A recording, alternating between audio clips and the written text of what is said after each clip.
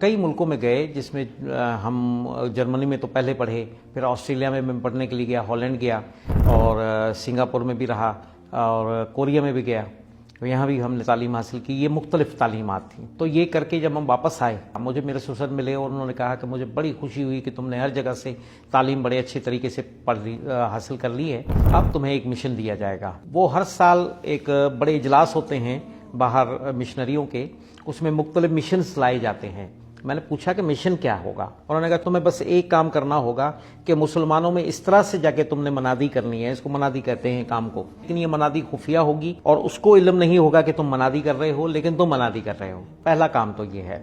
ہم ان کو عیسائی نہیں بنانا چاہتے، ہمارا کام ہی نہیں ہے۔ تو یہ بظاہر لگتا تو یہی ہے کہ یہ بہت معمولی سا چھوٹا سا کام ہے، لیکن اس کے جو نتائج ہیں اس تک رسائی نہیں ہے عام لوگوں کی۔ بڑی بڑی سوچ بھی اس طرف نہیں جاتی کہ مولوی سے لوگوں کو دور کرنے کا مطلب کیا ہے۔ آخر مولوی سے دور کرنے کا مطلب ہے کہ اس کو مسجد سے دور کرنا، مسجد سے دور کرنے کا مطلب ہے کہ اس کو دین سے دور کر دینا۔ اس طرح سے کالجز میں کام تھا، نوجوان لڑکے لڑکیاں جو مالی طور پر کمزور ہوتے تھے، ان کو وہاں پر ہمارے لڑکیاں جو وہاں پڑھتے تھے تو ان کو استعمال کرتے تھے۔ ہم نے ان کو اپنے ساتھ رکھا ہوا تھا بطور رضاکار۔ اب وہ ان غریب طالب علموں کو نشانے پر رکھتے، ان کی مدد کرتے، ان کی فیسوں میں مدد کرتے۔ لڑکیوں نے دوستیاں کر لی لڑکوں کے ساتھ، ان کو پھر اپنے کورسز میں لے کے جانا۔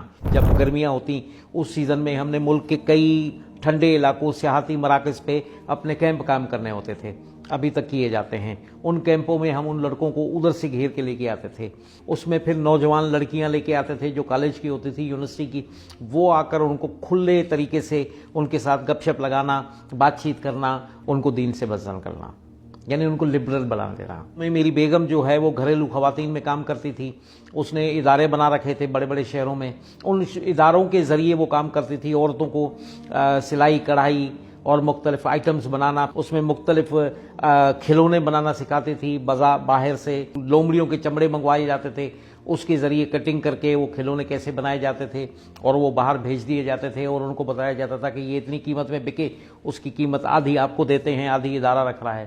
حالانکہ ایسا کوئی معاملہ نہیں ہوتا تھا۔ اداروں میں ملازم بھی مسلمانوں کو رکھا جاتا تھا تاکہ مسلمان ہمارا دفاع بھی کر سکیں، یہی ہمارا سپورٹر بن جائیں گے جب ان کو ہم تنخواہ دے رہے ہیں۔ تو اس طرح کا ایک سلسلہ تھا، یعنی ہر طرح سے ہم کوئی بھی جگہ خالی نہیں چھوڑتے تھے۔ مولوی کو خراب کرنا ہے، مسلمان کو خراب کرنا ہے، یہ دو مقاصد تھے بڑے بڑے۔